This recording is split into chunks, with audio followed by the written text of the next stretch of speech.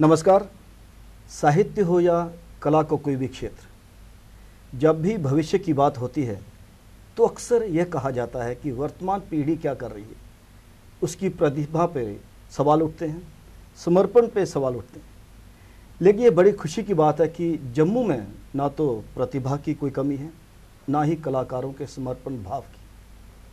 अस्तित्व, भाषा, संस्कृति और विरासत के आज के अंक में आपकी मुलाकात करवाएंगे एक ऐसी ही शख्सियत से जो प्रतिभाशाली हैं, समर्पण की कोई कमी नहीं है, सुरीली आवाज़ की मालिक हैं। आप भली भांति उनसे परिचित हैं, वंशिका जरावी। वंशिका जी, आपका एक्सएल स्टूडियो में बहुत बहुत स्वागत है। बहुत बहुत धन्यवाद। आप जितनी सुरीली आवाज़ में गाती हैं उतना ही आपने रियाज भी किया है, साथ में स्टडी भी की है। कितना मुश्किल है दोनों चीज़ें में बैलेंस रखना। रियाज तो बहुत ज़रूरी है। मैंने सुना है और आपको गाते हुए देखा भी है कि आपने क्लासिकल भी सीखा, लाइट म्यूजिक भी, फोक भी। बिल्कुल। कितना मुश्किल है? मेरा ये मानना है कि अगर आपके मन में दृढ़ निश्चय हो कोई चीज़ करने का, तो समर्पण की भावना आ गई। बिल्कुल कोई भी चीज़ आपको मुश्किल नहीं लगेगी। कोई भी बाधाएं अगर आपके रास्ते में आएंगी तो आप उनको बहुत ही हंसकर और अच्छे से पार कर सकते हैं। तो रही बात मेरी, तो मैंने बचपन से ही गाना शुरू कर दिया था। घर में कोई था जो गाना गाता था या गाता है?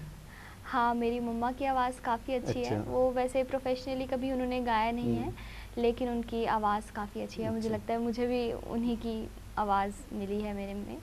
तो क्लासिकल म्यूज़िक मैंने बचपन से ही सीखना शुरू कर दिया था। कितना आवश्यक है?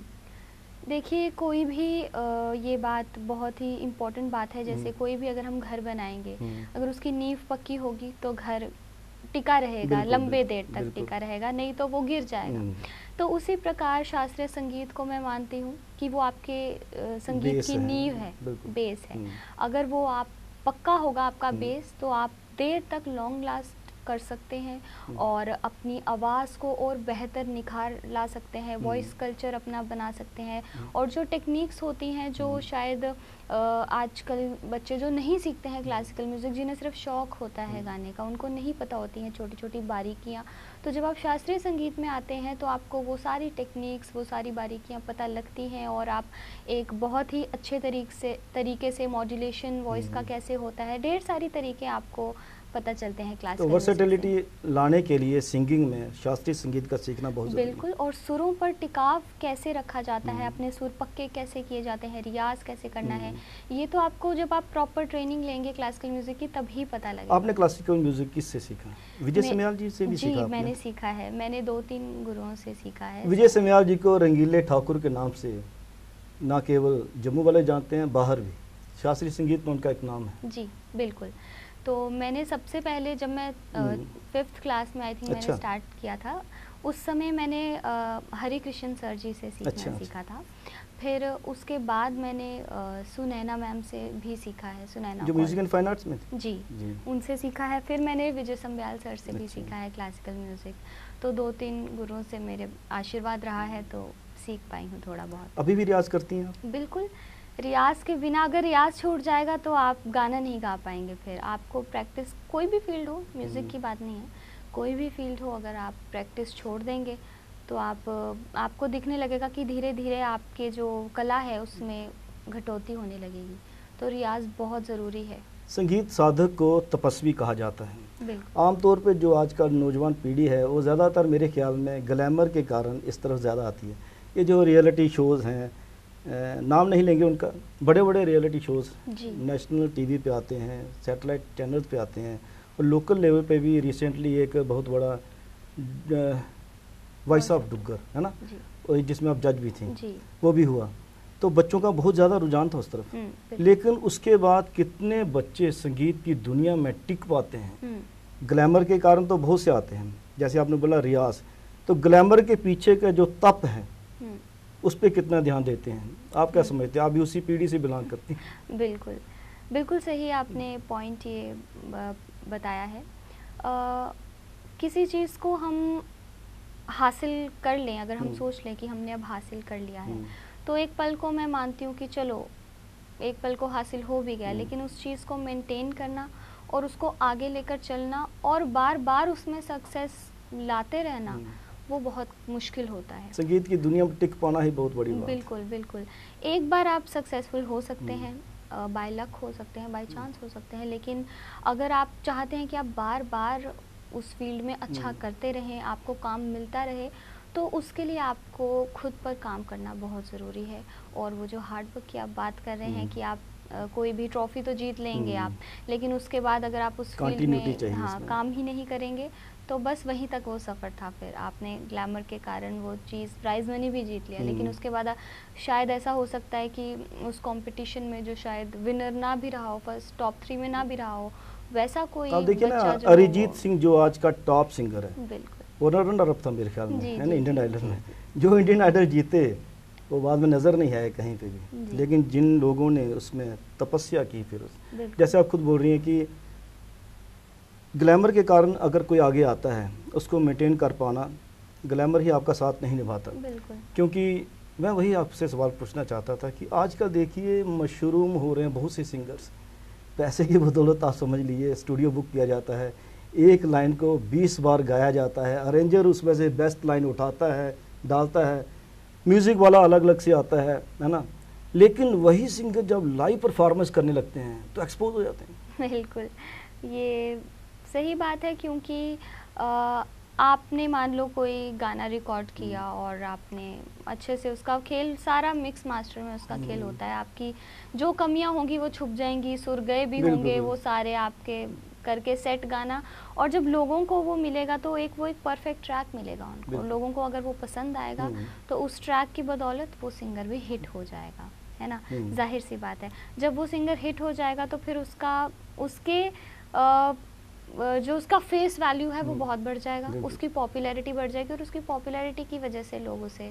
सुनने आएंगे। फिर उसकी आवाज़ कौन सुनता है, वो तो बस सेल्फीज़ में आजकल लोग मशरूफ़ रहते हैं कि बस हम देख लें बड़ा पॉपुलर सिंगर है, हम सेल्फी ले लें, हमारी भी वो हो जाएगी। लाइव परफॉर्मेंस पे वो एक्सपोज होते हैं। हाँ बिल्कुल, क्योंकि अब वहाँ पर स्टूडियो तो नहीं है ना, तो इसीलिए बहुत सारे सिंगर्स लाइव परफॉर्मेंस पे भी ट्रैक करके परफॉर्म करते हैं, ऐसा भी काफ़ी बार ऐसा होता लेकिन एक बात है ना, अभी रिसेंटली एक फंक्शन हुआ था, उसमें वही ट्रैक लगा था पीछे, तो एक साइड वाला वो म्यूजिक सिस्टम उड़ गया, तो जी, एक तरह से आवाज आ रही थी। ये बहुत रिस्की रहता है अगर आप मतलब वही समझ आता है संगीत का जो ज्ञान रखते हैं वो समझ आता है कि ये रिकॉर्डेड है या लिप मूवमेंट दे रहा है सिर्फ। बिल्कुल बिल्कुल, जो ऑडियंस एंजॉय करने आई है वो तो एंजॉय करेंगे, लेकिन बीच में कुछ ऐसे भी लोग होते हैं जो आपको परखते हैं, जो सुनते हैं, तो उनको तो बिल्कुल पता चल जाएगा, अगर वो स्पीकर बंद नहीं भी होगा तो भी उन्हें पता लग जाएगा कि ये गा रहे हैं। आप सही कह रही हैं। देखिए आजकल जो है चलन ऐसा चल पड़ा है, हैरानगी की बात है, मैं गुनगुना भी नहीं सकता, लेकिन मैंने गाना गाया है ना, स्टूडियो में रिकॉर्ड हुआ, 2 घंटे पहले गए हम लोग, एक सहगान समझ लो एक किस्म का ना, एक प्रमोशनल हमारे इंस्टीट्यूट का ही था, तो उसने मैंने गाना गाया तो मुझे पता मेरी आवाज़ अच्छी नहीं है, उसने क्या किया, आवाज़ को दबा दिया, म्यूज़िक को हावी कर दिया। ये अक्सर होता है ना, जहाँ पे आपकी आवाज़ कमज़ोर हो तो म्यूज़िक को हावी बढ़ा देते हैं, तो वो, लेकिन आपके साथ ऐसा नहीं होता, क्योंकि आपकी आवाज़ सुरीली है, अगर आपकी आवाज़ को दबा देंगे म्यूज़िक हावी हो जाएगा तो आपको भी अच्छा नहीं लगता होगा ना एज सिंगर। बिल्कुल, बैलेंस होना चाहिए हर चीज़ में। म्यूज़िक है, जो इंस्ट्रूमेंट्स है, तबला है, गिटार है, कीबोर्ड है, जितने भी आपके साथ साजिंदे हैं वो सब एक बैलेंस में होना चाहिए। और आप कोई भी प्रोग्राम देने जा रहे हैं, लाइव प्रोग्राम, तो सबसे पहले आपके जो साउंड सिस्टम है उसका बैलेंसिंग बहुत इम्पॉर्टेंट है, क्योंकि अगर आप ऐसे ही गा देंगे तो आप अच्छे सिंगर होंगे भी ना, तब भी आपकी आउटपुट वो है, तभी जो आप परफॉर्मेंस से पहले अक्सर सिंगर क्या करता है, वो सारे ट्रैक वगैरह चेक करता है, म्यूजिक साउंड अगर अच्छा नहीं होगा वो गाना नहीं गाता है, कई बार उठ के चले जाते हैं, हम नहीं गाएंगे। बिल्कुल, और ये बहुत इंपॉर्टेंट चीज़ है, होना भी चाहिए कि लोगों में आपकी ऐसी छवि होती है, तो उसको जब परफॉर्मेंस में आप तो गा रहे हो लेकिन टेक्निक्स आपकी सपोर्ट नहीं कर रही। बिल्कुल, इसीलिए वो बहुत इंपॉर्टेंट है कि सारी चीज़ों को अच्छे से चेक करके और बैलेंस किया जाए। खैर आप तो लाइव परफॉर्मेंस भी करती हैं ना, तो स्टेज पे या रेडियो की तरफ से आप लाइव सिंगिंग करती हैं, लेकिन मुझे एक चीज़ बताइए कि जैसे पहले लाइव रिकॉर्डिंग हुआ करती थी, साजिंदे बैठे हुए, सारे टेक्नीशियंस बैठे हुए हैं, अरेंजर बैठे हुए, ऑन स्पॉट लाइव है सब कुछ, उसके बाद ये नहीं है कि आपने लाइनें उठा के डालनी है, वही अल्टीमेट आपका रिकॉर्डेड पोर्शन है। कितना फ़र्क है?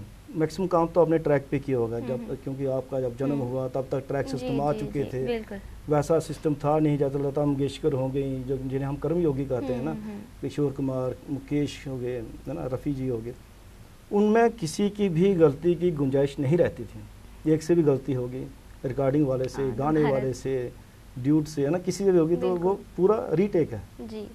कितना फ़र्क महसूस करते हैं आपकी लाइव परफॉर्मेंस में, लाइव सिंगिंग में या फिर रिकॉर्डिंग में, ट्रैक वाली रिकॉर्डिंग जो आजकल चलती है? लाइव और ट्रैक पे गाना, ये बिल्कुल आप मान लो बहुत दो अलग अलग चीज़ें हैं। जब वो लाइव है, ये मैकेनिकल है। हाँ, जब आप लाइव गा रहे हैं, आपको पता है कि लाइव है, अब गलती की गुंजाइश नहीं है और आपको गाना है, परफेक्टली गाना है। जब आप स्टूडियो में गाते हैं तो स्टूडियो में भी अब एक आ गया, जैसे आप प्राइवेट स्टूडियोज़ की बात करते हैं और दूसरा आ गया रेडियो का स्टूडियो हो गया जैसे।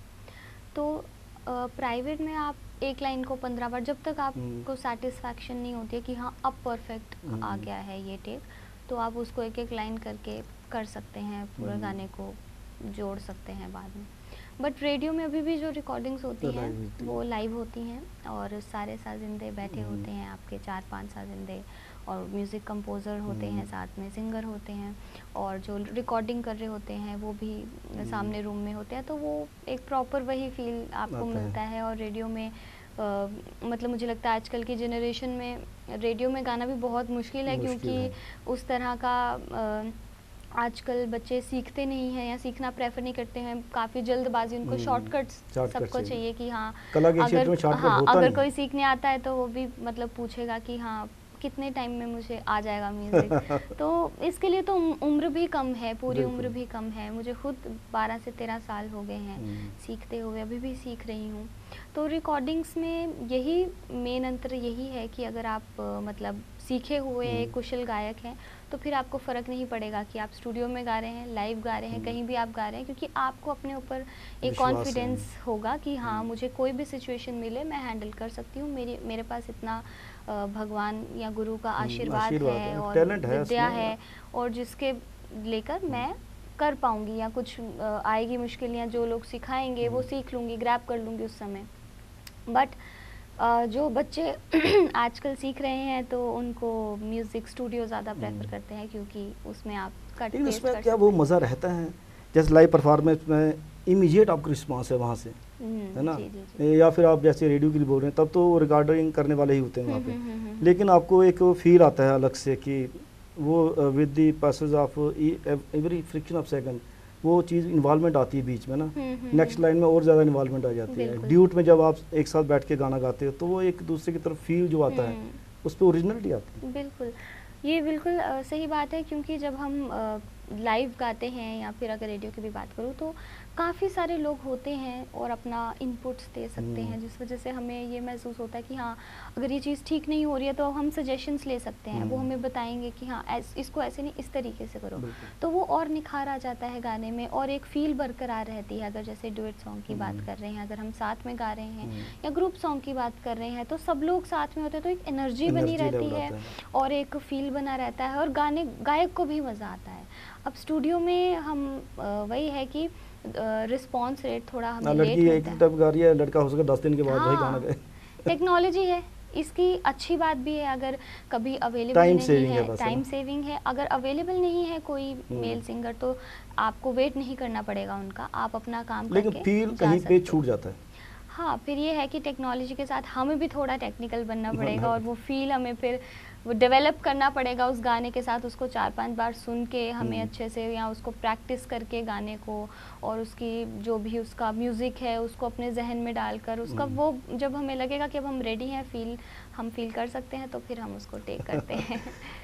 आखिर में आपसे ये पूछूंगा कि लता मंगेशकर का आप पर कितना प्रभाव है, क्योंकि आपके अक्सर जो वीडियोज़ आते हैं वो लता जी के गाने। बिल्कुल, क्योंकि बचपन से ही मैं उन्हीं के गाने सुन रही हूँ। मेरे तो आपकी आवाज़ में वो मेलोडी भी है, वो कनेक्शन भी है कि?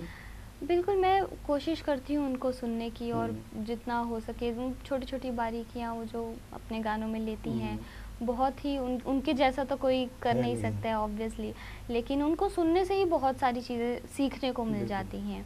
और फिल्मी गीत जो उन्होंने गाए हुए हैं इतने बढ़िया बढ़िया गाए हुए हैं, तो मैं बचपन से पुराने गाने ही सुन रही हूँ, उन्हीं के गाने गाए हैं और था। हाँ बिल्कुल, और उन्हीं के गाने आज तक भी मैं उन्हीं के गाती आ रही हूँ।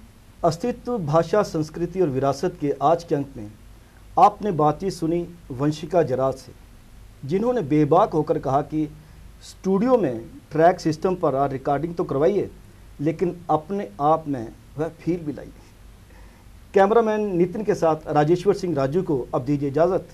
नमस्कार।